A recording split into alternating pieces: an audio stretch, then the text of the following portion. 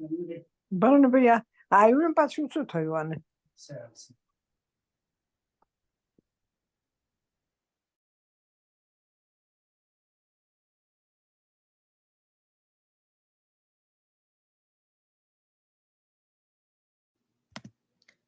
જય Shri Krishna.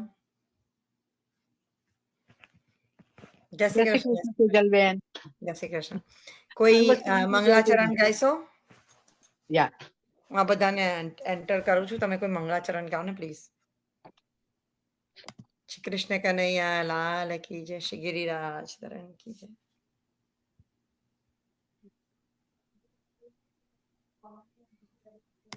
Can we start our satsang with મંગલાચરણ please? મીતાબેન તમે ગાઓ છો? જય જય પધારે છે. હા જય જય પધારે છે. આપણે મંગલાચરણ થી શરૂ કરીશું.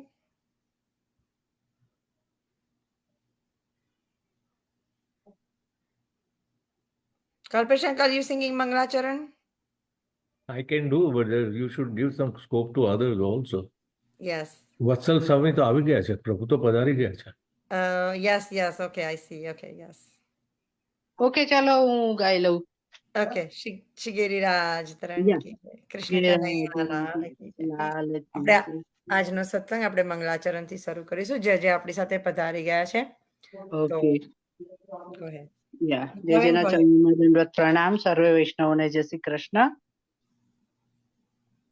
ચિંતા સંતાન હંતારો યત્પાદાંબુજરેણવ પ્રિયાનાં તાં નિજાચાર્યાન પ્રણમામિ મુહુર્મુહુઃ યદનુગ્રહતો જંતુ સર્વદુઃખાતિગો ભવેत् તમહં સર્વદા વંદે શ્રીમદ્વલ્લભનંદનમ અજ્ઞાનતિમિરાંધસ્ય જ્ઞાનાંજनं શલાકયા ચક્ષુરુન્મિલિतं येन તસ્मै શ્રીગુરવે નમઃ. નમામિ હૃદયે શેષે લીલાક્ષીરાબ્ધિશાયિનम् લક્ષ્મીસહસ્રલીલાભિ સેવ્યમાनं કલાનિધિम् ચતુર્ભિશ્ચ ત્રિભિस्तथा ષડ્ભિર્વિરાજતે યૌસો પંચધારદયે મમ. બાલકૃષ્ણ લાલ કી જય. શ્રી કૃષ્ણ કનૈયા લાલ કી જય. શ્રી વલ્લભાધીશ કી જય. શ્યામ સુંદર શ્યામ ને મહારાણી કી જય. દંડવત પ્રણામ. જય જય.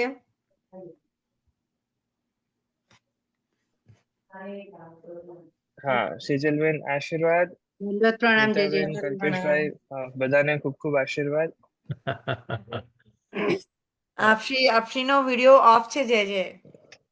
હા બસ હું ચાલુ કરું છું. ઓકે હા શ્યોર. આપશીનું નામ દંડવત પ્રણામ. જય જય. મેં કરી લીધું છે ચાલુ. ખૂબ ખૂબ આશીર્વાદ બધાને. હા આપનું ઇન્ટ્રોડક્શન કલ્પેશ અંકલ કરશે તો આપણે એનાથી શરૂઆત કરીશું. કલ્પેશ અંકલ જય જય શ્રીનું ઇન્ટ્રોડક્શન. વલ્લભાવાજ જય જય શ્રી. આપના ચરણોમાં દંડવત પ્રણામ. કોટી કોટી. બહુ સૌભાગ્ય છે કે આપના દર્શન ઘણા વખત પછી થયા. આપશ્રીને પર્સનલી ઇન પર્સન મળવાનો અવસર મળ્યો તો એટલા સૌભાગ્ય હતા. આપશ્રી આપના અનુપ હતા એટલે કદાચ આપને યાદ હશે કે મારી દહીસરની હવેલીમાં આપની સાથે મુલાકાત થઈ હતી. અચ્છા અહીંયા મળ્યા છે.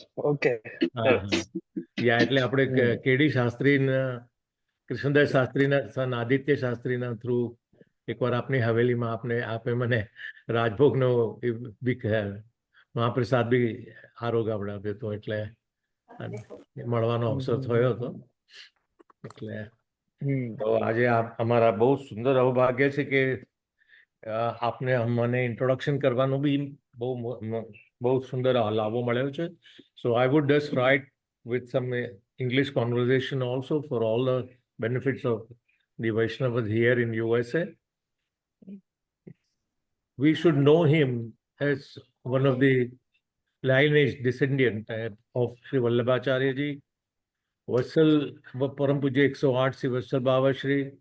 I know him in a various capacity. We can really read his profile that he is a writer and a teacher at heart.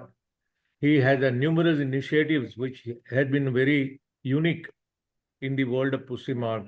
તો પુસી માર્ગમાં આપશ્રીએ જે રીતે પ્રદાન કરીને આપના બધા જે ઇનોવેટિવ વિચાર હતા અને એમાં તમે આપને મામલતદારમાં એકવાર આપની હવેલીમાં આપણે પિક્ચરનું પ્રેઝન્ટેશન એટલે ફેર જેવું રાખેલું, and I had an opportunity to see that with various કહેવાય કે પ્રસંગો સાથે એ બધાના જે પોસ્ટર્સ જોવા મળ્યા હતા, which I was there at your દહીસર Haveli. એટલે આપશ્રીનો મને ઘણો બધો અનુભવ છે and I am really amazed to hear from you and of course આપના અનુજ ભ્રાતા તિલક બાવાશ્રી એક versatile કીર્તનકાર છે. I think સુરતમાં ગોવિંદરાયજીના ત્યાં સાંભળવાનો અવસર મળેલો, એટલે આપશ્રીને મને ઘણી જગ્યાએ દર્શન કરવાનો અનુભવ થયો છે.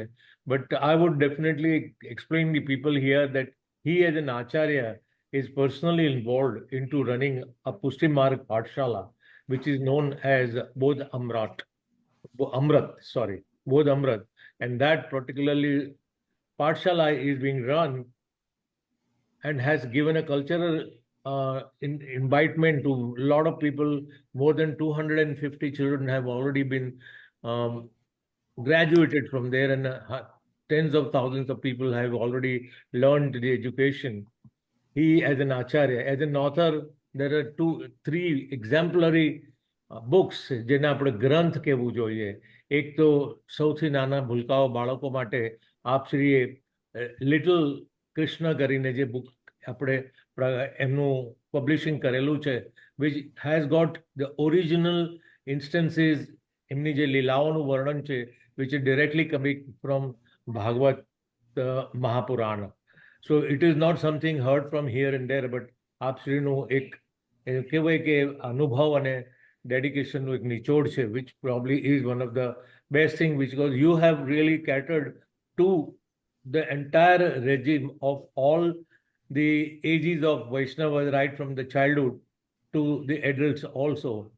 આપશ્રી એક બહુ મહત્વનું ગ્રંથ કરેલો છે, which you had translated. It is called Siddhant Rahasyam, which was first translated into English, અને પછી આપણે તમે under that title you have already rewritten into Sanskrit also. તો સંસ્કૃતમાં લખ્યા પછી by mistake સંસ્કૃતમાં લખ્યા પછી after that you have translated into simplified English for the kids, so which is a very important document which we definitely, based on which the entire Siddhant, all the principles of Pushti Marg are probably being narrated. He is a preschool director. He has been like a daycare center in Mumbai to facilitate children to exposure to our cultural practices, festivals, and age-old Indian wisdom. એટલે આપણા જે સનાતન ધર્મના સંસ્કાર સાથે આ બાળકોનું નાનપણથી સિંચન થાય છે, and they are really running. I mean, they are being cultivated. They've been brought into a very high-tech quality of life. So, આપશ્રીનું તો ઘણું બધું કહેવાય છે. આપ જે કાંદિવલીમાં બિરાજો છો, આપશ્રી દહીસરમાં બી બિરાજો છો, અને ઓનલાઈન બી અવેલેબલ છો. આપશ્રીની યુઝફુલ લિંક છે. મે બી પ્રોબ્લી સેજલબેન પાછળથી યુઝફુલ લિંક્સનું કનેક્શન બધા વૈષ્ણવના લાભાર્થે કરશે. We have to really eagerly hear from him. One of the most important and the best topic of today, which is Vallabhacharya. I think a jad છે, જેમ આપણે કહીએ કે a tree has a root, and this particular topic is the root of the entire Pushti Marg નું જે પુષ્ટિ માર્ગનું જે ગ્રંથ છે અથવા જે માર્ગ છે, એ માર્ગનું જે રૂટ છે, શ્રીમદ વલ્લભાચાર્ય પ્રભુચરણ. તો એમની facts and the discussion which we will learn, I will not stand between him and all of us, and we would humbly request his excellent speech which I've heard. And one more thing I can probably reveal a secret about him is that he is a very good flute master probably. એને આપણે ખબર નહીં ઇંગ્લિશમાં એક પાવો બી કહેવાય છે, and he has been like supporting Tilak બાવાશ્રી when he is probably કીર્તનકાર. વત્સલ બાવાશ્રીનું હંમેશા પાછળ આ જે મ્યુઝિકલ સપોર્ટ હોય છે, they are a team, family much, and they are a great thing to hear about. And this is a sublime, the music which probably devolves from Lord Krishna, has been inherited by him. So I can remember so many things and then keep talking about him, but then I would be stealing away his time and the precious time what we should have to hear from him. So with all that, with due respect, I would request Sri Vatsal Babaji to come forward and really devolve upon us and enlighten us with his excellent speech on Vallabhacharya ji. कोटि कोटि दंडवत प्रणाम प्रभु जी। बोलो श्री वल्लभाधीश वल्लभाधीश की। जय जयति श्री वल्लभार्यो जयति च विठ्ठलेश्वर प्रभु श्रीमान पुरुषोत्तमश्च तैश्च निर्दिष्टा पुष्टि पद्धतिर्जयति। Kalpesh bhai, thank you for the short but very accurate introduction. લગભગ બધા જ પોઈન્ટ્સ કવર કરી લીધા. I am still amazed કે એમ 6 મિનિટમાં આટલી બધી વાત, એટલે બધા જ એસ્પેક્ટ્સ કવર કરી લીધા. બહુ સારું લાગ્યું. અને મને તો હજુ સેજલબેન, વધારે thank you કહેવું so હતું much for જયશ્રી, પણ inviting me. મને વધારે કહેવું હતું, પણ મને એમ થાય કે ના ના હું બોલ્યા કરું અને આપને બોલવાનો અવસર ના મળે, એ મારા માટે યોગ્ય ના કહેવાય. પણ મને તો ઘણું બધું કહેવાનું છે, કારણ કે આપશ્રીને તો હું દૂરથી ઘણું જાણું છું, અમુક માધ્યમથી પણ. એટલે આપશ્રીને જેટલું કહું આપનાવીશ, કારણ કે યંગ આચાર્ય હવે આવવાના છે. They are having the exposure of all the languages, and which probably creates very much anxiety or say anxiousness in the new generation. And આપશ્રી જેવા young acharyas છે, they are really more blessings to all of us to come back and increase the number of Vaishnavas in the Vaishnav Srushti. માફ કરજો, વચ્ચે બોલ્યો છો. I am sorry to cut out. ના Sejalben, thank you so much for inviting me. બહુ ખુશી છે અહીંયા આપ સૌના સત્સંગ મંડળને જે કંઈક પુષ્ટિ ભક્તિ માર્ગના જ્ઞાન બિંદુઓ, શિક્ષા બિંદુઓ જે કંઈક હું આપી શકીશ એવો મને એક સ્થાન આપ્યો, એના માટે હૃદયથી ખૂબ ખૂબ આભાર છે. હવેનો જે વિષય છે,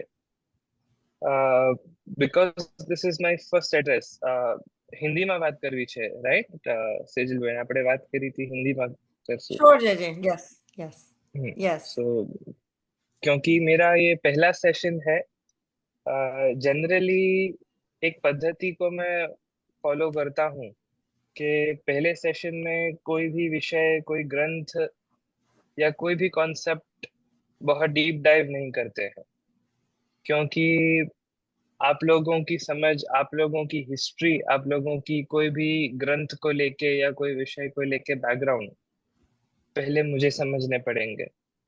फिर उस हिसाब से जहां तक आपकी शिक्षा की ये जर्नी पहुंची है, वहीं से हाथ पकड़ के आपको आगे ले जाना एक ज्यादा गुरु के लिए ऑप्टिमल रास्ता होता है, एक ऑप्टिमल तरीका होता है कोई विषय को समझाने का या उसे और विस्तार करने का। तो आज आप मेरा इंट्रोडक्शन पा चुके हैं, पर मुझे आप सबके इंट्रोडक्शन तो मिलने नहीं वाले हैं, लेकिन थोड़ा बहुत इंटरैक्टिव रख के, थोड़ा बहुत आप सबको भी जान करके, आपके मन की पीढ़ाओं को भी जान करके, पुष्टि मार्ग के विषय में, धर्म के विषय में, भक्ति के विषय में आपके मन में क्या जिज्ञासाएं हैं, क्या चिंताएं हैं, उन सबको धीरे धीरे जान के, आपके मनोभावों को समझ के, और फिर ज्यादा अच्छी तरह से आपको मैं कोई उपदेश दे पाऊंगा। तो वो एक मेरी भी एक छोटी सी प्रोसेस, एक छोटा सा प्रयास मेरी तरफ से भी चालू रहेगा कि आपको अच्छी तरह से समझें, और कालांतर में आगे जाके आपको बहुत ही अच्छी तरह समझा पाऊं, ऐसा कोई सुंदर सा विषय मैं ले पाऊं। फिर भी सेजलबेन ने कहा कि टॉपिक्स एकदम ओपन है, आपको जो विषय लेना है आप ले सकते हैं। तो अभी गत 2 महीने पहले ही मेरी यूएस की यात्रा संपूर्ण हुई, और वहां पे एक बहुत ही सुंदर वैष्णव सृष्टि ने एक कार्य का लाभ लिया, जो है life and stories of Shri Vallabhacharya नाम की एक महाप्रभु जी के ऊपर आधारित एक बायोग्राफी जो इंग्लिश में मैंने प्रिंट करी थी। अब ये जो जर्नी है महाप्रभु जी के बारे में, पुष्टि मार्ग में लगभग हर बालक, हर वैष्णव पढ़ता है या सुनता है या जानता है, लेकिन महाप्रभु जी के जीवन के कुछ ऐसे सुंदर सुंदर पहलू हैं, महाप्रभु जी के विचारों के कुछ ऐसे सुंदर सुंदर पहलू हैं जो हम कदाचित ना जानते हो, या कभी कोई क्रिया हुई, कोई कार्य हुआ, महाप्रभु जी ने कोई सत्संग किया, कोई स्थान की कोई लीला है, उसके पीछे के आप श्री के मनोभाव क्या थे, आप श्री के विचार क्या थे, वो उसकी समझ कम होना या अधूरी होने से आप श्री अपने जीवन में कब क्या क्यों कैसे कर रहे हैं, इसके जवाब अपने पास नहीं होते हैं। और इस कारण से कुछ कुछ क्रियाएं अपन समझ भी नहीं पाते। तो उन सब चीजों को समझना बहुत जरूरी है, क्योंकि उन चीजों को समझ के ही अपन अपने महाप्रभु श्रीमद् वल्लभाचार्य, जिन्हें अपन मंगलाचरण में याद करते हैं, जिन्हें अपन अपने निज आचार्य मानते हैं, निजाचार्यान अपन कहते हैं, तो जो अपने लिए एक्सक्लूसिवली, जो अपने लिए, जो पुष्टि जीवों के लिए प्रकट हुए हैं, ऐसे भगवान के मुखारविंद स्वरूप श्रीमद् वल्लभाचार्य जी का जीवन, उनकी विचारों, उनकी क्रियाओं और उनके लिखे हुए ग्रंथों का बहुत ही ध्यान से अध्ययन करना आवश्यक है। अब ये बायोग्राफी लिखते समय, ये जीवन चरित्र, जीवन गाथा लिखते समय कई सारी चीजें ऐसी पता चली जो संस्कार वशात तो वैसे हमको बड़ों से मिली थी, पुस्तकों को पढ़ पढ़ के भी हमको मिला था, लेकिन महाप्रभु जी के जीवन के ऊपर सबसे प्राचीन कोई बायोग्राफी हो या सबसे प्राचीन कोई कार्य हो, तो वो है एक वल्लभ दिग्विजय नामक ग्रंथ, जो आपके पौत्र ने लिखा है। गुसाई जी के 7 लाल जियों में से 7वें लाल जी ने लिखा है।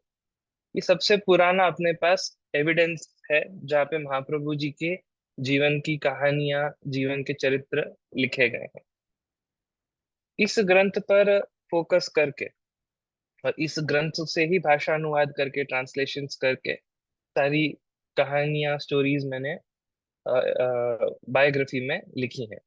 उसके अलावा बीच बीच में as and when required Mahaprabhu ji की स्टोरीज के पीछे कॉन्टेक्स्ट भी दिए हैं। अब कॉन्टेक्स्ट सिर्फ एक उदाहरण से मैं आपको बताना चाहूंगा। अपन महाप्रभु जी को याद करके सर्वोत्तम स्तोत्र का पाठ करते हैं। आप सब करते ही होगे, आपको ये ग्रंथ ध्यान में होगा, हाँ या ना, आप हम सब कर सकते हो। हम्म। सर्वोत्तम स्तोत्र के अंदर एक बड़ा ही सुंदर महाप्रभु जी का नाम आता है, स्त्री शूद्राद्यो धृति क्षमा। ये भी आपने सुना होगा। इसका अर्थ भी आपने लगभग सुना होगा कि स्त्रियों और क्षुद्रों के लिए विशेष रूप से प्रयत्नशील, उनका उद्धार करने के कार्य में विशेष रूप से प्रयत्नशील ऐसे अपने महाप्रभु श्रीमद् वल्लभ हैं। तो यहाँ पे हमने तो ये शब्द कह के पढ़ लिया, समझ लिया, आगे बढ़ गए।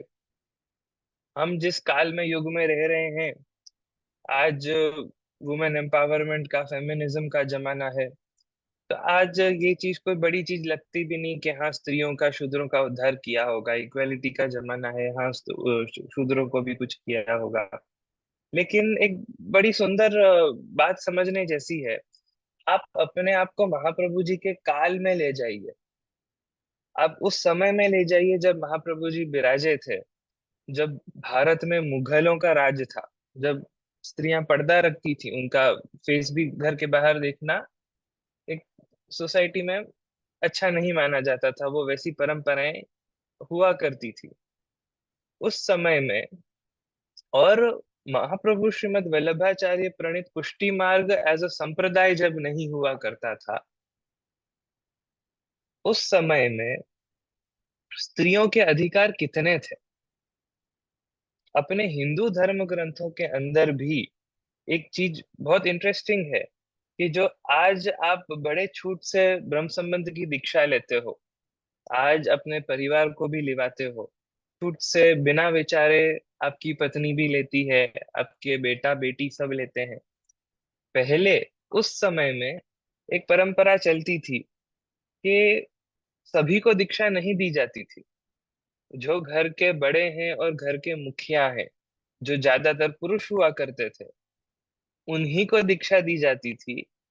और उसका सबसे बड़ा एविडेंस अपने पास ये है कि जितने भी संकल्प होते हैं, जो आप हाथ में जल लेके और संस्कृत के श्लोक बोल के जल छोड़ते हैं, पूजा मार्ग की विधि में संकल्प के बिना कोई पूजा नहीं होती है। तो यदि कोई भी प्रकार का हवन हो, कोई भी अन्य पूजा हो, कोई भी हवन हो, तो इनमें संकल्प किए जाते हैं। ये संकल्प जो है ये सिर्फ और सिर्फ पुरुष करते थे, पुरुष करते हैं। और जिन जो विवाहित हैं, वो एक संस्कृत में एक बड़ा छोटा सा एक शब्द जोड़ते थे, सपत्नीम च सपरिवारो, कि मैं मेरी पत्नी और मेरे परिवार के साथ मिलके ये संकल्प करने जा रहा हूँ। यानी कि अपने धर्म की रिस्पॉन्सिबिलिटी डेलीगेट जबरदस्ती से पुरुषों को की हुई थी। जहां तक स्त्रियों की बात है, वो अपने संकल्प खुद नहीं करते थे, वो अपनी पूजा खुद नहीं करती थी। जब यज्ञ भी हो रहे हैं तो आपने यज्ञ पत्नियों की वार्ता भागवत जी में सुनी होगी, तो आपको ध्यान में होगा कि यज्ञ भी पुरुष करते थे, पत्नियां एक अलग टेंट में, अलग जगह, अलग स्थान पे कहीं बैठी होती थी।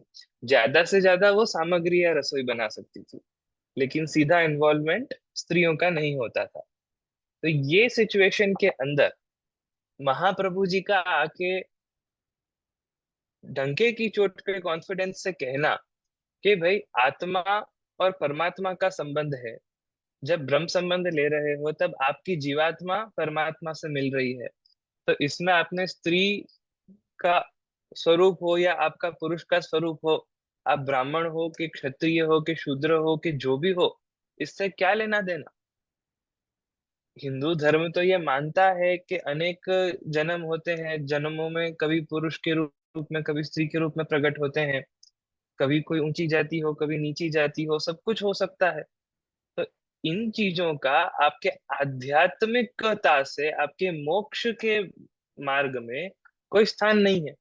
सोसाइटी में स्थान होगा जो सोसाइटी ने बनाया है, पर एज फार एज आपके मोक्ष की जो जर्नी है, आपकी मुक्ति की जो जर्नी है, आपके और भगवान के बीच में जो जो कुछ भी संबंध होने वाला है, उसमें आपका जेंडर या आपका आप कौन सी जाति से हो वो मैटर नहीं करता है। तो ये चीज को केवल स्वीकारनी नहीं, क्योंकि स्वीकारा तो बहुतों ने, लेकिन किसी ने प्रैक्टिस में नहीं लिया।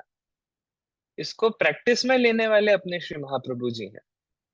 महाप्रभु जी की चरित्र में स्पष्ट आता है कि जब आप बनारस पधारे, सेठ पुरुषोत्तम दास के घर पधारे, वहां पहली बार बड़े धूमधाम से जन्माष्टमी का सेलिब्रेशन हुआ।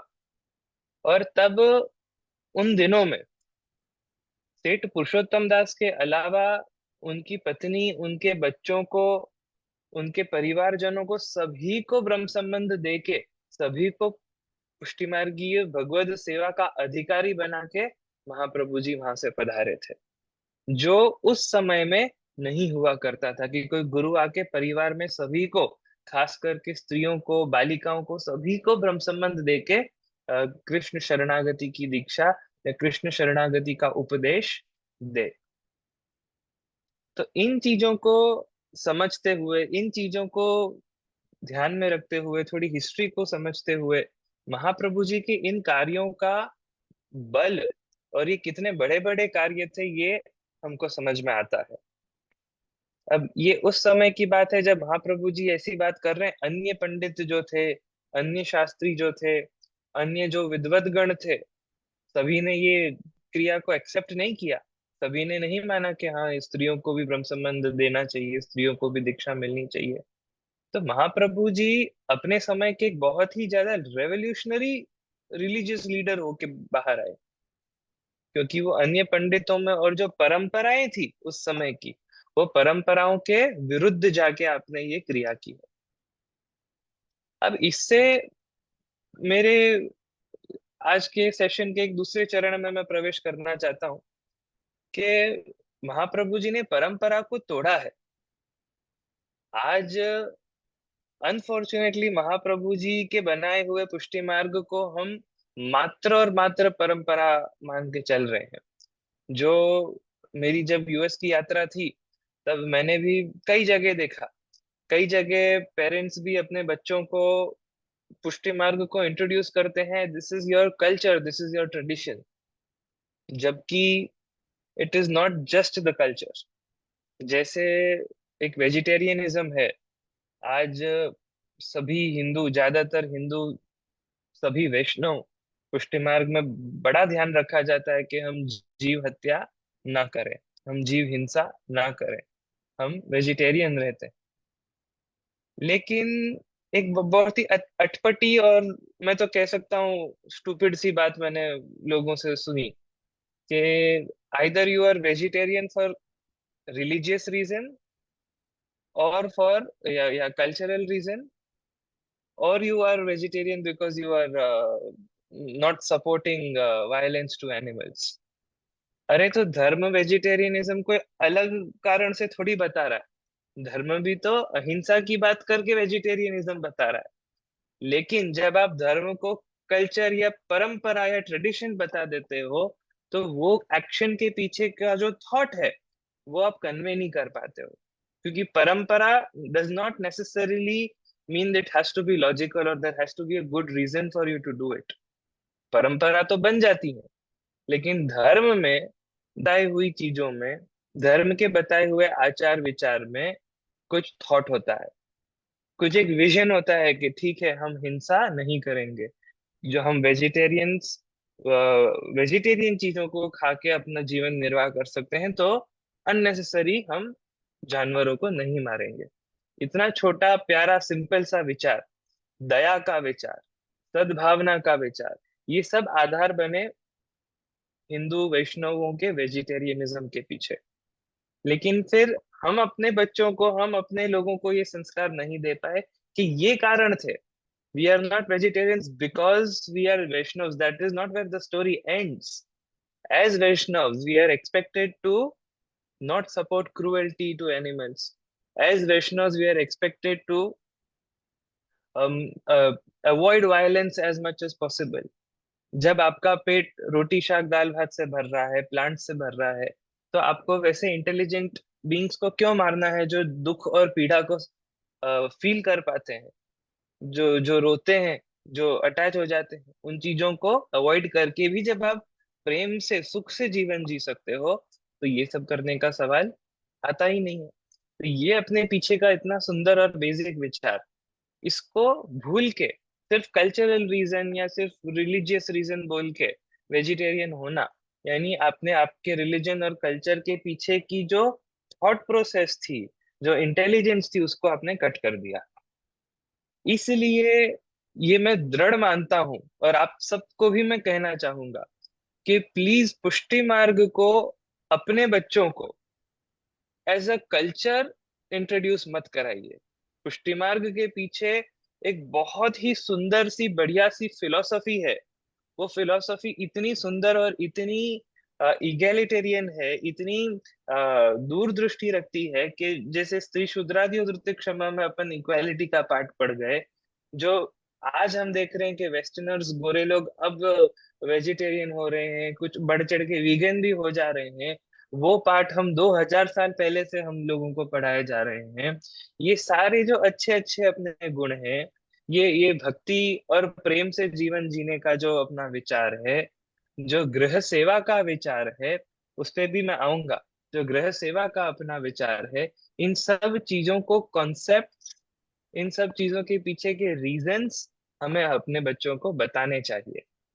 और जब इनको अपन बता पाएंगे, तब सचमुच में अपन पुष्टि मार्ग को फॉलो करते हुए एक नई जनरेशन को बना पाएंगे। क्योंकि देखिए, ये ट्रेडिशंस वाला मार्ग है ही नहीं। महाप्रभु जी के प्रागट्य को कितने साल हुए? मुझे ग्राउंड फिगर अंदाज में कोई बता पाएगा? 4, 5, 600, 700 कितने साल हुए? 100, क्लोजेस्ट 100 मुझे बताइए। 5, 6 के बीच में है 540, तो लगभग 500 के ऊपर साल हुए हैं, 600 से कम है 574। तो 574, बहुत बढ़िया।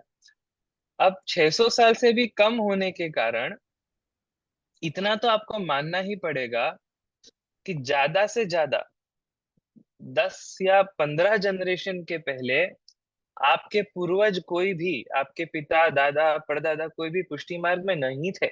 आपको परंपरा से पुष्टि मार्ग प्राप्त हुआ है, लेकिन आपके बड़ों में वो चेन कहाँ तक जा रही है? ज्यादा से ज्यादा कहाँ तक जा रही है? 10 जनरेशन होगी, किसी में 2-3 है, किसी में 4 है, ज्यादा से ज्यादा 10। जो महाप्रभु जी के काल के 84-252 वैष्णवों के समय से जुड़े हुए हैं, वो भी 10-15 के ऊपर नहीं है। ये तो अपन को मानना पड़ेगा। तो कहने का तात्पर्य ये है कि वो महाप्रभु जी के विचारों को समझ के, उनसे प्रभावित होके, महाप्रभु जी ने जिस प्रकार वेद पढ़ाए, जिस प्रकार उपनिषद पढ़ाए, जिस प्रकार भागवत जी का सुबोधनी जी द्वारा निरूपण किया, इन सभी चीजों को सीख के, इनसे समझ के, इनसे प्रभावित होके वो पुष्टि मार्गी वैष्णव बने हैं। यहाँ हम दौड़ रहे हैं कि हमारे बच्चे पुष्टि मार्ग छोड़ के ना जाए, छोड़ के ना जाए। लेकिन आप सोचो, जस्ट अ फ्यू जनरेशन अगो आप खुद सामने से आए हो, या आपके पूर्वज, आपके परदादा, या उनके पिता, या उनके पिता, वो कोई तो ऐसा था जो खुद सामने से पुष्टि मार्ग में आया है। हर एक के घर में कोई ना कोई सामने से आया है। कहने का तात्पर्य ये है कि वो सामने से आए थे तब क्या सोच के आए थे? अगर वो परंपरावादी होते, अगर वो ट्रेडिशंस को मानते होते, तो उनके ट्रेडिशंस तो हजारों साल पहले भी कुछ तो कर ही रहे होंगे। महाप्रभु जी के आने के बाद ये लाल तिलक लगाना चालू हो गया, ये धोती बंडी पहनना चालू हो गया, गृह त्याग छोड़ दिया। जब पहले के समय में एक भ्रमणा रहती थी, एक ऐसा विचार रहता था कि अगर आपको धार्मिक जीवन जीना है तो आपको तो हिमालय में जाके बैठना पड़ेगा, आपको तो गुफा में जाके बैठना पड़ेगा, आपको तो जंगल में जाना पड़ेगा, ये सब घर बार छोड़ देना पड़ेगा, परिवार छोड़ देना पड़ेगा। ये सब जो एक, ऑफ कोर्स ये भी एक माध्यम है, त्याग द्वारा भी भगवत प्राप्ति है, लेकिन त्याग द्वारा ही है ऐसा नहीं है। आप आपके घर में रहते हुए, परिवार रहते हुए, आप परिवार के, संसार के सब सुखों को भोगते हुए भी भगवत प्राप्ति कर सकते हैं। ये बात महाप्रभु जी ने बताई और वेद से सिद्ध भी की। गृहे स्थित्वा स्वधर्मतः का जब आप उपदेश कर रहे हो, तब महाप्रभु जी ने कहा कि ये जो सांसारिक चीजें हैं, आपका परिवार है, आपकी वस्तु है, आपकी अहमता ममता है, चलो हम मान लेते हैं कि ये आपको डिस्ट्रैक्ट कर रही हैं, आपको भगवान से दूर ले जा रही हैं, तो उसका मतलब ये नहीं हो सकता कि वो चीजें ही खराब है। हो सकता है कि आपका वो चीजों के प्रति नजरिया कुछ गलत हो, आप उसको यूज बराबर नहीं कर रहे हो। फंडामेंटली वो वस्तु खराब है ऐसा तो नहीं हो सकता। तो तब महाप्रभु जी आके कह रहे हैं कि इन चीजों को, जो जहां से भी आप अटैच्ड हो, आपके घर की चीजें, आपके लोग, आपकी आदतें, आपके शौक, सब कुछ जहां पे भी आप अटैच्ड हो, जो भी आप अपना जीवन बना चुके हो, उस सब को छोड़ो मत, उस सब को ठाकुर जी को समर्पित करो। एक चीज खाली उसमें चेंज करनी है कि मैं मेरे लिए नहीं कर रहा या मेरे लिए नहीं कर रही हूँ, मैं मेरे प्रभु के लिए कर रही हूँ। प्रभु का दिया हुआ है, ठाकुर जी का दिया हुआ है, जो जब तक वो ठाकुर जी की सेवा में वापस नहीं लगता है, तब तक उसका होना कहीं ना कहीं अधूरा है, इंक्लूडिंग माई सेल्फ। तो मैं, मेरी भक्ति, मेरी प्रेम करने की ताकत, मेरी शरीर, मेरी इंद्रियां, मेरे विचार, मेरी वस्तु, मेरा परिवार, जो कुछ भी मैं मेरा मानता हूं, और मैं स्वयं भी ठाकुर जी में समर्पित हो जाऊं। अब समर्पित हो जाना यानी प्रभु को दे देना नहीं होता है। जो सिद्धांत रहस्य ग्रंथ पढ़े हैं उनको ध्यान में होगा कि दे देना वो भक्ति मार्ग की रीत नहीं है, वो तो मर्यादा मार्ग की रीत है। देने में और किसी को देने में और किसी के लिए रखने में एक भेद होता है। जो ગુજરાતીમાં જે આઈ થિંક મોસ્ટલી તો સબ ગુજરાતી હે, ગુજરાતીમાં એક બહુ સરસ શબ્દ છે, હું તમને કહું. એક કહું કે તમારા માટે છે અને એક કહું કે તમારું છે. ડિફરન્સ છે કે નહીં? શું ડિફરન્સ છે? કોઈ મને બતાવી શકે? ગુજરાતી ગ્રામર પ્રમાણે क्या अलग है? एक તમારું છે અને તમારા માટે છે. એટલે એકમાં એવું કહેવાય ને જયશ્રી કે મારું છે પણ મારું પોતાનું એટલે હું જ માટે વાળું, અને મારા માટે કહીએ એટલે મારા માટે છે પણ વાપરવાનું મારું નથી. એ ફક્ત મને અર્પણ કરેલું છે. ત્યાં મારી ના માલિકી આવે છે અને મારા માટે છે એટલે મારા માટે યથાવત બાજુ રાખેલું છે. ના ના, ફર્સ્ટ હાફ તમે એકદમ બરાબર સમજી ગયા કે જ્યારે હું કહું છું કે તમારું છે એટલે માલિકી આવી ગઈ, તમારું જ છે. પછી હું વાપરી શકું કે નહીં એ બી પ્રશ્ન છે. સમજ્યા ને? ઈ પછી એક્સક્લુઝિવલી તમારું છે. અને જો હું કહું તમારા માટે છે તો તમને માલિકી નથી મળતી પણ તમને યુઝ કરવાના રાઇટ્સ મળી જાય છે. જેમ હું તમારા ઘરે આવ્યો હોઉં, અમે પધરામણીમાં જઈએ તો જે જલ તમે આપો છો ઈ અમારું નથી પણ અમારા માટે હોય છે. તમે સમજાય ને? તમારા બર્તન લઈને હું વયો નથી જવાનો, ઈ ગ્લાસ અને ઈ પ્લેટ મારા નથી. પણ જો મને જલ પીવું છે એના માટે મને ગ્લાસ અડવું છે, લેવું છે, હાથમાં લેવું છે, એ હું યુઝ બધું કરીશ. તો ઈ એક ડિફરન્સ છે, બહુ સ્લાઇટ ડિફરન્સ છે. કેમ કે બંનેમાં યુઝેજ તો છે. તો આપણે આપણી વસ્તુઓને ઠાકોરજીને આપી નથી દેતા, ઠાકોરજીના નામનું નથી કરી દેતા. ઈ રહે છે, આપણી જ વસ્તુ રહે છે. પણ દ્રઢ વિશ્વાસ છે, દ્રઢ સંકલ્પ છે કે ઠાકોરજી માટે છે. મારું ઘર છે તે છતાંય ઠાકોરજી માટે છે, મારું શરીર છે તે છતાંય ઠાકોરજી માટે છે. હું પરિવારની બી સેવા કરું છું. હું એક પિતા હોઈશ, હું માતા હોઈશ, હું ભાઈ હોઈશ, હું દીકરો દીકરી હોઈશ, જે કાંઈક મારા સંબંધો છે બધા માટે હું છું. પણ સમર્પિત પ્રભુને છું એટલે પ્રભુ માટે પણ છું. આજે હું મારા પરિવારજના માટે ચા બનાવું છું કે હું પરિવારજના માટે રસોઈ કરું છું. गुजराती में આવી गयो, अपने हिंदी में चले जाते हैं. आज मैं परिवार वालों की सेवा कर रहा हूँ तो उसका मतलब ये नहीं बनता है कि मैं ठाकुर जी की सेवा ना करूं या ठाकुर जी की सेवा छोड़ के मैं उन्हीं की सेवा करता रह जाऊं. आज जो कुछ भी कर रहा हूँ सब मैं ठाकुर जी में समर्पित कर रहा हूँ. तो कोई भी रीत से जो कुछ भी मुझे करना है ठाकुर जी के लिए करना है. आज जैसे घर के बच्चे मेरा बनाया हुआ जल पी जाते हैं या दूध पी जाते हैं या कॉफी पी जाते हैं, जो मैंने रसोई की वो खा लेते हैं, ऐसे ठाकुर जी कभी खाने आ गए तो वो तो अपने दुर्भाग्य है कि नहीं आ रहे हैं, लेकिन जो पुष्टि मार्गीय रीत से सेवा कर रहे हैं, जो घर पे ठाकुर जी को पधरा के सेवा कर रहे हैं, जो रोज मंगल भोग निष्ठा से धरा रहे हैं, ये आशा से धरा रहे हैं कि आप अरोगोगे, किसी दिन ठाकुर जी आके प्रकट होके अरोगने लगे तो हमको ये चीज ठाकुर जी को बतानी कि आपके लिए खड़ी हूं मैं, आपके लिए हूं मैं, ये रहा आपका दूध का पात्र, ये रहा आपका मेवा, ये जो मेरी घर की इतनी बड़ी रसोई ये भी आपकी है प्रभु, आप पधारो. तो ये जो भावना है, ये जो एक तत्परता है कि आपके लिए हम खड़े हैं, आपके लिए हम हाजिर हैं, आप आज्ञा करो, आपको क्या चाहिए, आपको कैसे सुखरूप बनूं, आपकी कैसे सेवा करूं. तो ये जो फीलिंग है, ये जो एक तैयारी की अवस्था है, इसको समर्पण कहते हैं. इसमें हम सर्वस्व रख रहे हैं. जैसे आप शादी में जाते हो, शादी में यहाँ इंडिया में आजकल बहुत चला है, यूएस में भी होगा ही, बुफे सिस्टम होती है. बुफे सिस्टम आप सबको मालूम है? या लाइन से टेबल लगा दिए जाते हैं, 50-100 चीजें होती हैं, उसमें से आपको जो चाहिए वो आप खाली प्लेट लेके जाते हो और आप अपनी प्लेट भर लेते हो. अब बुफे सिस्टम जो है वो समर्पण का एक परफेक्ट एग्जाम्पल है, क्योंकि बुफे में 50 चीजें होंगी, 50 वस्तु होगी. आपको भी मालूम है आप 50 नहीं ले पाओगे. आपको जो पसंद है और आपकी पेट की जितनी कैपेसिटी है उतनी 5 या 10 चीजें आप लोगे. और जो होस्ट है, जिनके यहाँ आप गए हो, जो बुफे सर्व कर रहे हैं, उनको भी पता है कि आप 5 या 10 ही चीज लोगे, आप 50 चीज नहीं लेने वाले हो. लेकिन फिर भी वो 50 की 50 चीजें आपके सामने रख दी जाती हैं कि आपके लिए है, आपको जो लेना है आप ले लो. तो वो 50 चीजें जो हैं वो होस्ट ने आपको समर्पित की है, आपको दी नहीं है. आपको समर्पित किया है उसका मतलब आपके लिए ही है.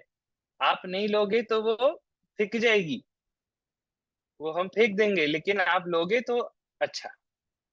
ऐसे हम अपना जीवन ठाकुर जी को समर्पित जब करते हैं, अपना घर जब समर्पित करते हैं, अपनी वस्तुओं को समर्पित करते हैं, अपने लोगों को समर्पित करते हैं, अपनी इच्छाएं, मनोरथ, हर प्रकार से जो कुछ भी अपन ने अपनी लाइफ को बना के रखा है, उसको चेंज नहीं करना है, उसको छोड़ नहीं देना है, उसको भगवान के सामने ऐसे बुफे के काउंटर की तरह लगा देना है कि देखो प्रभु, देखो ये आपका दास, आपका सेवक मैं हूँ।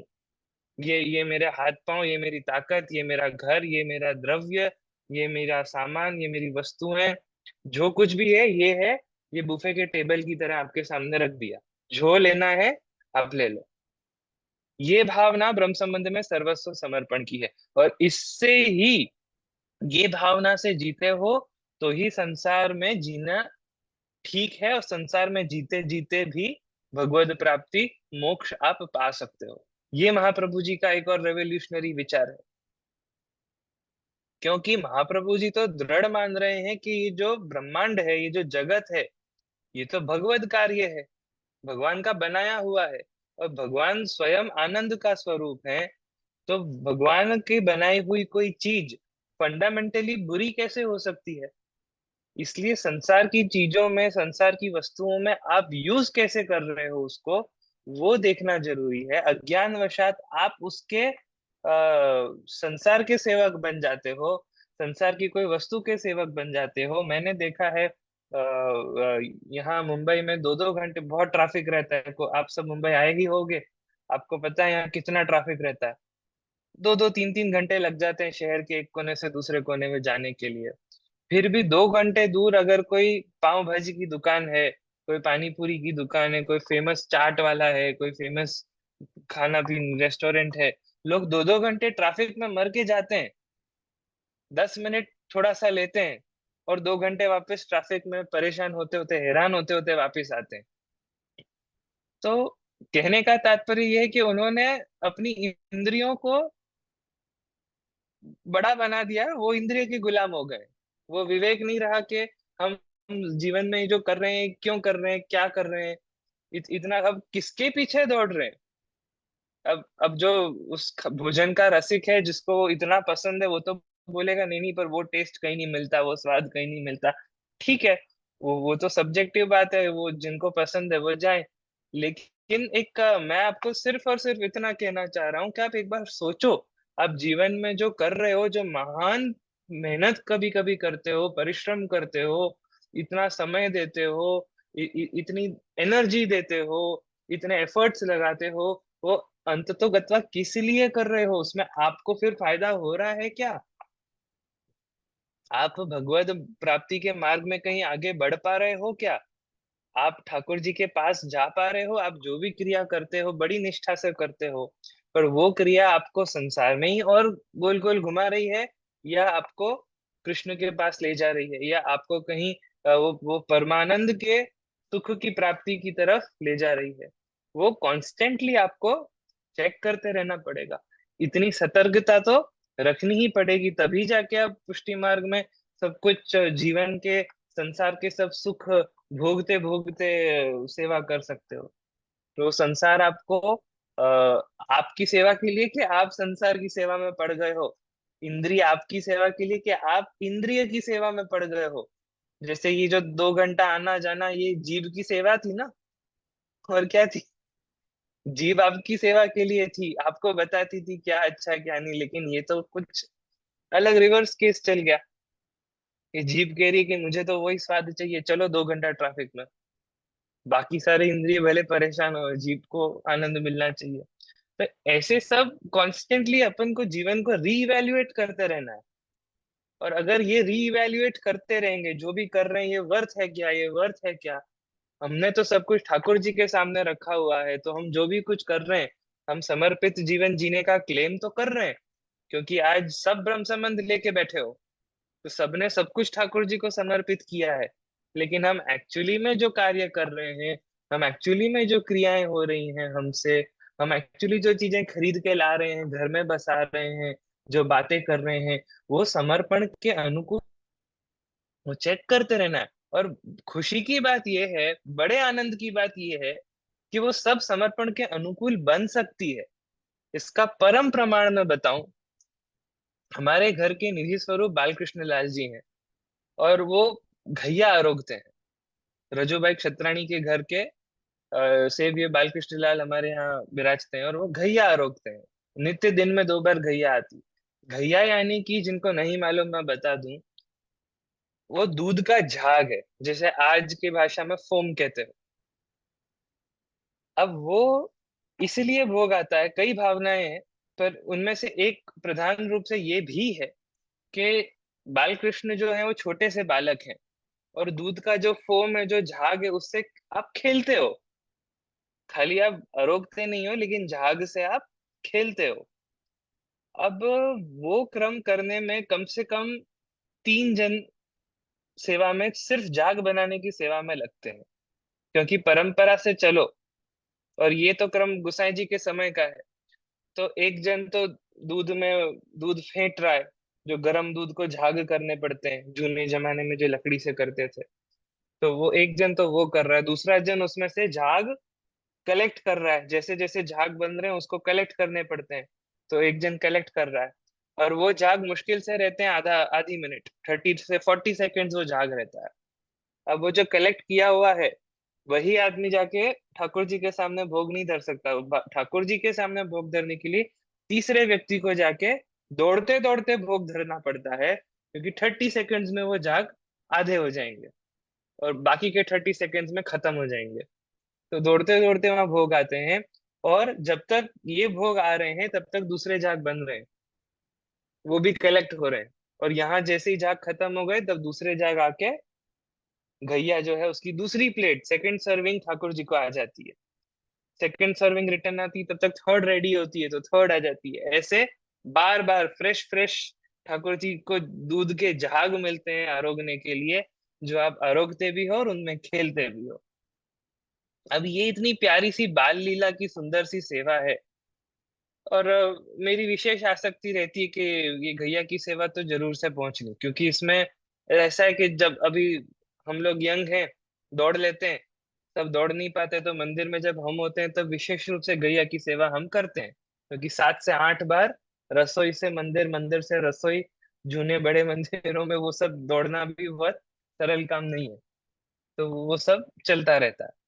अब मेरा मनोरथ था कि मैं वो चीज मेरे अपने घर में, यहाँ दहीसर में भी करूं।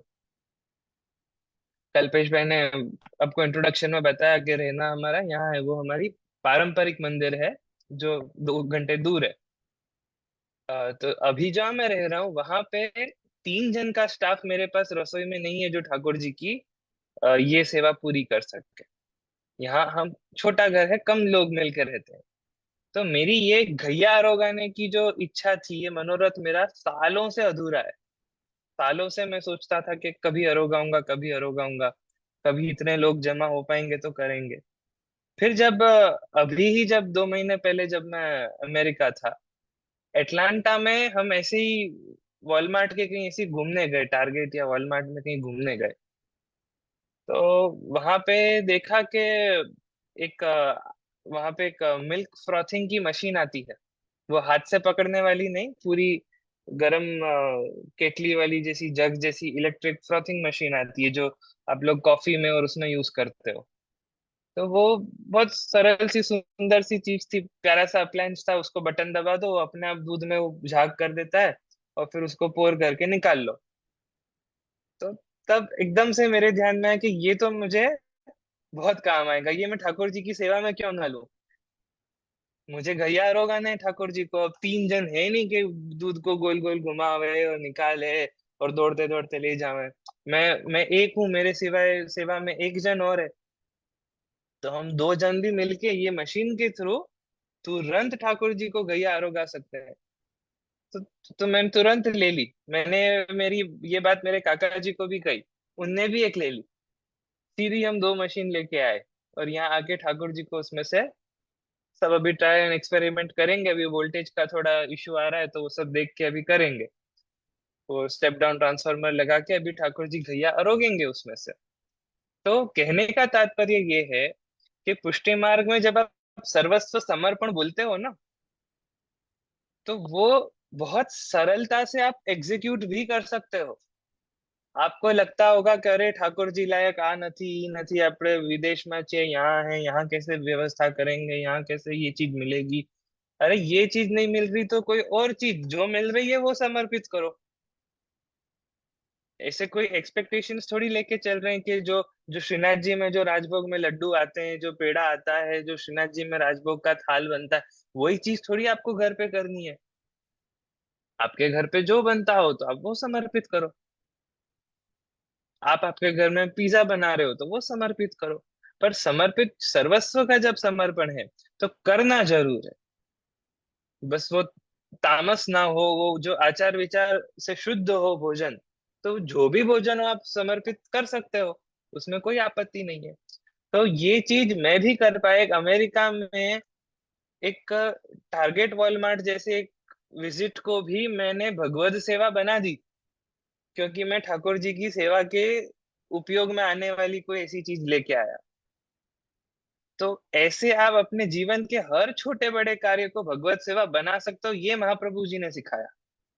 इसीलिए महाप्रभु जी ने सेठ पुरुषोत्तम दास के घर पे, वो सेठ थे, बड़े व्यक्ति थे, कुछ उस समय में कुछ करोड़ के मालिक थे, बहुत सारा स्टाफ था, बहुत बड़ी जमीन थी, घर परिवार भी बहुत बड़ा था।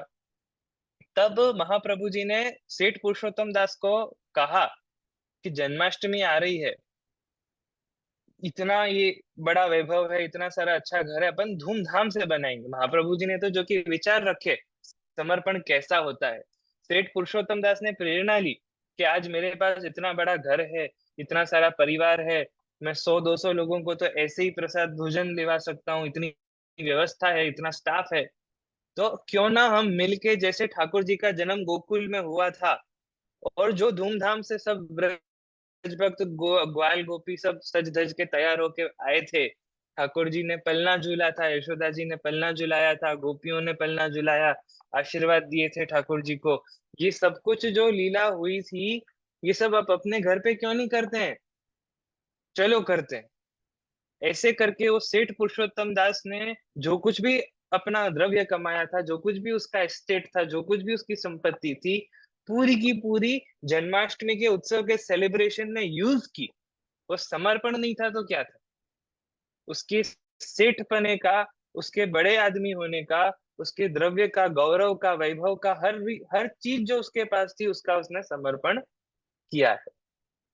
तो ये सर्वस्व समर्पण करके अब जो उसकी जो उसका सेठपना है, वो उसको संसार में नहीं डुबाएगा। अब वो अहंकार के मारे मर नहीं जाएगा। अब वो जो भी कुछ सीखा समझा, जो भी कुछ पाया उसने जीवन में, वो सब ठाकुर जी को समर्पित करके उसने सब कुछ पा लिया। वो इन चीजों का गुलाम नहीं बन गया। जैसे वो जिह्वा के गुलाम का मैंने उदाहरण दिया, या अपन अपनी वस्तुओं के गुलाम हो जाते हैं, तो वो वैसे नहीं हुआ, लेकिन वो सब चीजें ठाकुर जी में समर्पित कर पाए। मैं 1 मिनट जरा चार्जर चार्जर लगा दूं मेरे लैपटॉप में।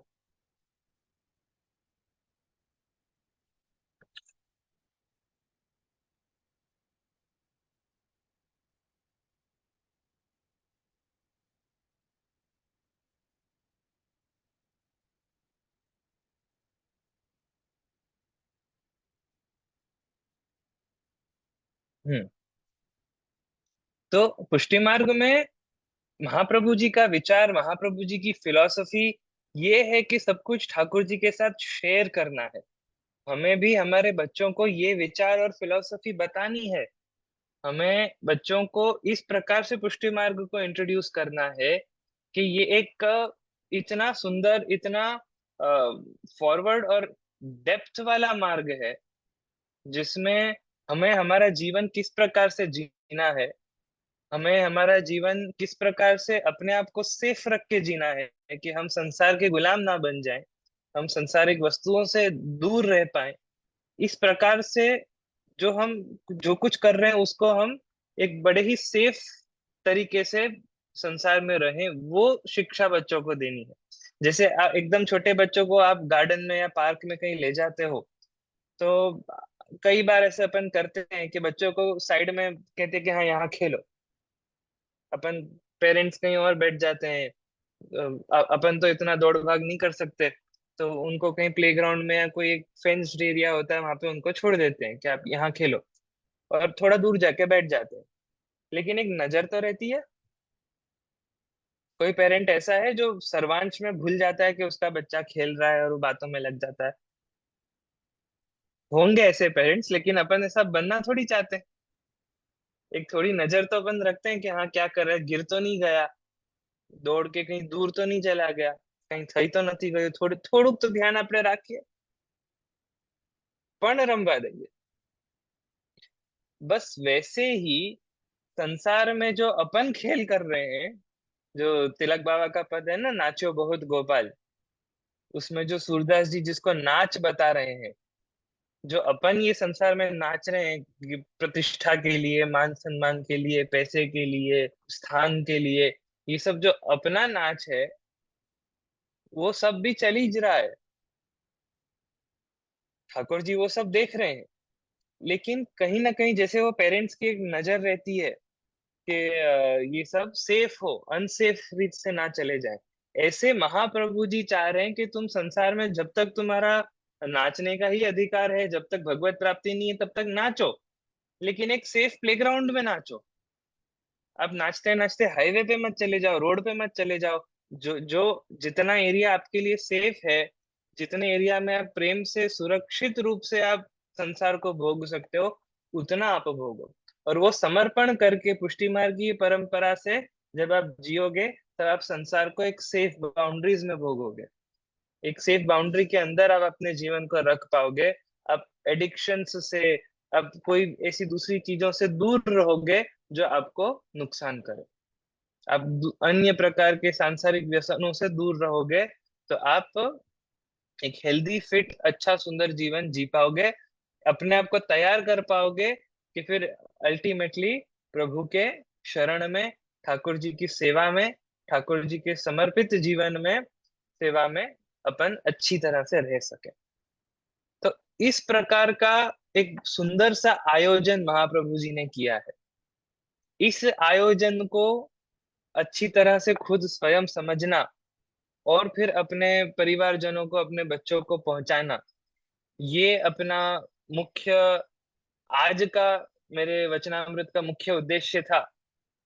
तो आशा है कि आपको सब पहलू थोड़े थोड़े तो समझ में आए होंगे, क्योंकि मैं कोई एक टॉपिक पे टिका नहीं हूं। मैंने कहा था आपको कि मैं एक टॉपिक पे डीप डाइव आज नहीं करूंगा। मे बी नेक्स्ट टाइम, थोड़े कुछ दिनों में, या जब कभी नेक्स्ट अपन मिलेंगे, तब अवश्य आपकी इच्छा होगी तो कोई एक टॉपिक को लेके संस्कृत के श्लोकों के साथ, टीका के साथ, उसके ऊपर अपन डिटेल में अध्ययन करेंगे। लेकिन आज मैंने कहा था कोई एक टॉपिक मैं नहीं लूंगा। तो 3 मुख्य रूप से टॉपिक लिए, उसको अब मैं समराइज कर लेता हूँ कि एक तो पुष्टि मार्ग को एक ट्रेडिशन मात्र मत बना दो, don't reduce it to a tradition. मात्र परंपरा नहीं है, उसके पीछे बहुत सारे सुंदर सुंदर अच्छे अच्छे विचार हैं जो आज भी प्रभाव रखते हैं। इतने सुंदर और इतने फोरसाइट वाले, दूरदृष्टि वाले विचार हैं जो आज भी लोगों को इम्प्रेस कर देते हैं। उनको सिर्फ प्रॉपरली प्रेजेंट करना है, हमको उसको प्रेजेंट करना आना चाहिए। तो जब हम ही उसको परंपरा या ट्रेडिशन बना के प्रेजेंट कर देंगे, तो ये विचार की डेप्थ हम कन्वे नहीं कर पाएंगे। तो ये हमें नहीं करनी है। दूसरा, महाप्रभु जी के इन विचारों को समझने का प्रयास आप सब करना। ये मैंने तो मात्र एक सर्वोत्तम में से एक शब्द लिया। ऐसे हर एक महाप्रभु जी के नाम के पीछे बहुत सुंदर सुंदर कहानियां हैं, डेप्थ है। आप उनके जीवन में, चरित्र में उतरोगे, बहुत सुंदर बातें पता चलेगी कि क्यों ये हुआ, कैसे ये हुआ। जैसे सेठ पुरुषोत्तम दास के यहाँ नंद महोत्सव होना, वो भी एक बहुत बड़ा प्रमाण और एविडेंस निकल के आता है कि कैसे एक सेठ, एक ऐसा व्यक्ति जो संसार में बहुत इन्वॉल्व है। अब सेठ है तो वो कोई वैरागी तो होगा नहीं, वो सब छोड़ छाड़ के, त्याग के तो पैसे नहीं कमाए उसने। वो तो बहुत ही ज्यादा इन्वॉल्व होगा, हर रीत से वो इन्वॉल्व होगा, नेटवर्किंग में, पढ़ाई लिखाई में, व्यापार में, सब जगह वो इन्वॉल्व होगा। फिर भी वो जन्माष्टमी जैसे, नंद महोत्सव जैसे सुंदर मनोरथ करके अपने आप का अपना जीवन कृष्णमय बना के रख पाता है। ऐसा उपदेश महाप्रभु जी बता रहे हैं। और ऐसा सुंदर नंद महोत्सव आप ने जिन्होंने नहीं पढ़ा है वो अवश्य सेठ पुरुषोत्तम दास के घर का नंद महोत्सव का वार्ता प्रसंग अवश्य पढ़ना। तो वैसे सुंदर सुंदर प्रसंग करके अपने सांसारिक जीवन को कृष्णमय वो बना पाए, और इतना सुंदर बना पाए कि अंततः गतवत भगवत सा अनुभव भी हुआ, ठाकुर जी उनसे बातें भी करने लगे। तो ऐसे के जो अलग अलग नाम महाप्रभु जी ने सेवा बता रहे हैं, तो क्यों बता रहे हैं, इन सब चीजों पे थोड़ा आप भी स्वयं डीप डाइव करिए, बड़ा आनंद आएगा। और दूसरा, तीसरा और अंतिम, महाप्रभु जी जो समर्पण का सिद्धांत बता रहे हैं, ये समर्पण के सिद्धांत को भी अच्छी तरह से अपन को समझना है, जीवन में आत्मसात करना है। तो ये 3 चीजों को ध्यान में रखते हुए, और ये 3 उपदेश आपको बहुत हल्के फुल्के सिंपल से मैंने उपदेश दिए हैं, ज्यादा कोई कठिन है या नहीं निभा पाओ या नहीं आचरण कर पाओ, ऐसा कोई उपदेश नहीं है। और जो आप महाप्रभु जी को मानते हो, वल्लभीय वैष्णव हो, तो बड़े प्रेम से आप अनुसर पाओगे, और इसके जो पॉजिटिव इफेक्ट्स हैं जीवन में, वो सुख भी आप प्राप्त कर पाओगे, और भगवत सानुभाव मिले, ठाकुर जी बातें करें, स्वयं से आपका समर्पण फलित करें। आपने तो बुफे में अपना जीवन रख दिया है, ठाकुर जी आके उसमें से लें, ऐसे आशीर्वाद के साथ मैं अपना वक्तृत्व यहाँ पे संपूर्ण करता हूँ। जय जय, थैंक यू, धन्यवाद, प्रणाम, जय जय श्री वल्लभाधीश। આશીર્વાદ આશીર્વાદ આપણા ત્રણેય ઉપદેશો ખૂબ જ સુંદર હતા. જય જય, આપણે એમનું એક્સપેન્ડ કરીશું next time definitely. we will try to expand in those topics. હા,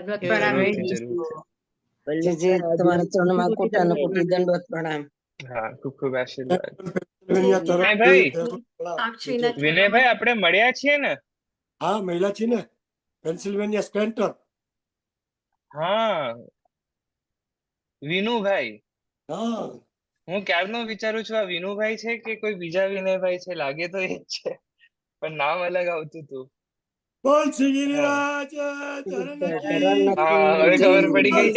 નરસિંહ અમને મહારાણી કી જય. બોલ શ્રી વલ્લભાધીશ કી જય. ધન્યવાદ, પ્રણામ, આપ શ્રીના જય જય તરલોક પ્રણામ. ખૂબ આશીર્વાદ, ખૂબ આશીર્વાદ. જે શ્રી માલબોધનું આપે થોડું અમને લોકોને, મારા હિસાબે મને એવું લાગે છે કે જે સાંસારિક મોક્ષની વાત કરી આપે ને જે સાંસારિક ધર્મની વાત કરી, એ જે પરંપરાને તોડીને મહાપ્રભુજીએ આપણા હૃદયમાં બિરાજવાની જે પ્રભુ સાથેનો જે બ્રહ્મ સંબંધનું ઇમ્પોર્ટન્સ હતું, જે સિદ્ધાંત રહસ્યમાં, આઈ થિંક એ મને લાગે છે કે એના તરફ આપનું ઇન્ડિકેશન હતું. તો એટલું સુંદર હતું કે આપણને અત્યારે આ જે 3 ઉપદેશથી એવું આપણને અભ્યાસ થાય છે કે આપણે જે માર્ગમાં ક્યાંક ખૂટી રહ્યું હતું એ આપણે ફિલિંગ ધી બ્લેન્ક કરી અને અમને લોકોને બતાવી દીધું કે તમારો સાચો માર્ગ, તમારે આ દ્રષ્ટિ છે, તમારું ડિરેક્શન આ છે, માર્ગદર્શન આ છે. જે મહાપ્રભુજી પ્રભુચરણનું શુદ્ધાદ્વૈત જે એમનું વલણ છે, અને જે બીજા ધર્મોથી હટીને એક ક્વોલિટી કહીએ છીએ, ક્વોલિટી માર્ગ છે, એ માર્ગનું આપણને આ થોડુંક અમને તો હજી ઝલક જ મળી છે. આશા છે કે આપની આ પુસ્તકોનું બી જ્ઞાન અમને પ્રાપ્ત થાય, અને એ વડે આપણે ફરીથી સેજલબેનની સાથે રહીને અમે આપની વધારે અહીંયા શૃંખલાઓ ઊભી કરીએ, and we will probably have a lot of direction like that. With all that, આપ સૌના વતી હું આપને કોટી કોટી દંડવત પ્રણામ કરું છું, અને આપનો ખૂબ ધન્યવાદ કે સવારના 5 વાગ્યામાં હશે કદાચ આપની સેવા બી પહોંચવાનો સમય બસ હશે. હમણાં બસ મંગલભોગમાં જવું છે, એટલે જ મારે થોડુંક અબ્રપ્ટલી પૂરું કરવું પડ્યું. મને ખાતરી છે કે વધારે ઠાકોરજી જાગી ગયા છે હવે.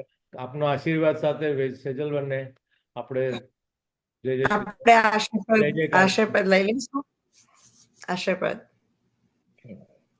દ્રઢઈના ચરણ કેરો ભરોસો, દ્રઢઈના ચરણ કેરો श्री वल्लभ नग चंद्र चढ़ाविन सब जग मांझ अंधेरो तृणाईन चरणन केरो भरोसो दृढ़ईन चरणन केरो साधन और नहीं आकली में जासु होत निवेड़ो सूर कहाँ करे विविध आंधरो बिना मोल को चेरो भरोसो दृढ़ईन चरणन केरो दृढ़ईन चरणन केरो भरोसो दृढ़ईन चरणन के शिवल्लभ બધાને ખૂબ ખૂબ આશીર્વાદ. की અહીંયા જય શ્રી કૃષ્ણ. બધા વૈષ્ણવને ભગવત સ્મરણ. ભગવત જય જય શ્રી દાનત પ્રણામ. જય જય શ્રી દંડવત પ્રણામ. પ્રણામ. થઈ ગયું આશીર્વાદ? જય જય શ્રી હા. પધારી ગયા સેજલ. જય જય શ્રી જય જય શ્રી પધારી ગયા છે. આપણે પછી નેક્સ્ટ ટાઈમ મળીશું બધા વૈષ્ણવને. જય શ્રી કૃષ્ણ. આપણે રેગ્યુલર આજે વૈષ્ણવો ક્યાં ગયા? કાંઈ દેખાય નહીં રેગ્યુલર વૈષ્ણવો રોજના. ના અમુક આવ્યા છે બધા અમુક એમ? છે. અમુક અમુક છે હા, Yeah. હા, દેખાય. પણ આપણે જય જય શ્રી સાથે સત્સંગ હોય ને તો બધા બહારથી પણ આવે ને જે બધા જોડાતા હોય છે. ના, તો Yeah. લિંક જ આવા બધા વૈષ્ણવને જય શ્રી કૃષ્ણ. લિંક જ ના મળી તમારી એવું જ બોલાવે છે. શું થયું? લિંક જતી રહી હતી. લિંક મેં એમ જ મૂકેલી હતી. હા પણ ખબર નહીં સત્સંગમાં જ મૂકેલી નીકળી હતી. ગઈ હશે કેવી રીતે નીકળી ખબર નહીં પણ હું તો પછી પાસવર્ડ ને એ બધું શોધીને કરીને નાખ્યું તો મને કોઈ લે હા. નહીં પછી મેં તમને લખ્યું કે ભાઈ મને અંદર Okay. લે. એટલે Yeah, લખ્યું yeah. તકલીફ Okay. હતી. જય મેં શ્રી કીધું કૃષ્ણ હું બધા ચાલુ વૈષ્ણવને. થઈ ગયું. જય શ્રી કૃષ્ણ. આવજો સરસ આવજો. હતું મજા આવી. ચાલો બહુ સર્વ સરસ વૈષ્ણવને જય શ્રી વેરી કૃષ્ણ. નાઇસ. વિનયભાઈ તમને બધાને વૈષ્ણવને મળીને ખૂબ જ આનંદ થયો. જય જય સત્સંગમાં જોડાવાથી ખૂબ ખૂબ ધન્યવાદ. જય શ્રી જય કૃષ્ણ શ્રી બધા કૃષ્ણ. વૈષ્ણવ. બધા જય શ્રી વૈષ્ણવ જય શ્રી કૃષ્ણ.